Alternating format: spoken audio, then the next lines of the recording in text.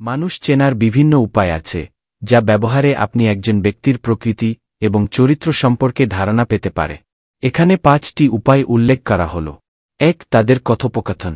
মানুষের কথাবার্তা তাদের মনোভাব, মূল্যবোধ এবং চিন্তাভাবনা প্রকাশ করে।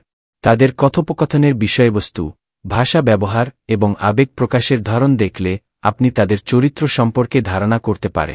2. তাদের শরীরের ভাষা। শরীরের ভাষা অনেক কিছু বল। একজন ব্যক্তির দৃষ্টিভঙ্গি, মুখের অভিব্যক্তি, অঙ্গভঙ্গি এবং শারীরিক স্থিতি থেকে আপনি তাদের আবেগ এবং মনোভাব বুঝতে পারে। 3. তারা কিভাবে অন্যদের সাথে ব্যবহার করে। একজন ব্যক্তি কিভাবে তাদের আশেপাশের মানুষদের সাথে ব্যবহার করে তা তাদের প্রকৃত চরিত্র প্রদর্শন করে। দয়া, শ্রদ্ধা, সহানুভূতি এবং সহানুভূতির মতো গুণাবলী যাচাই করে আপনি তাদের সম্পর্কে একটি পরিষ্কার ধারণা পেতে পারে। 4. তারা কিভাবে সমস্যার সমাধান করে।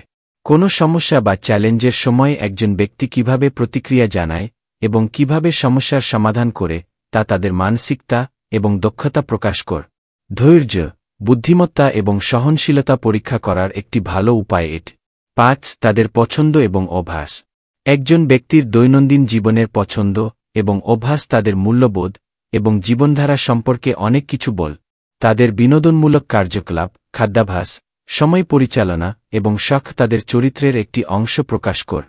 এগুলো ছাড়াও একজন ব্যক্তির সাথে সময় কাটিয়ে, তাদের সঙ্গের মানুষদের সাথে কথা বলে এবং তাদের কর্মকাণ্ড পর্যবেক্ষণ করে আপনি তাদের আরও ভালোভাবে চিনতে পারবে।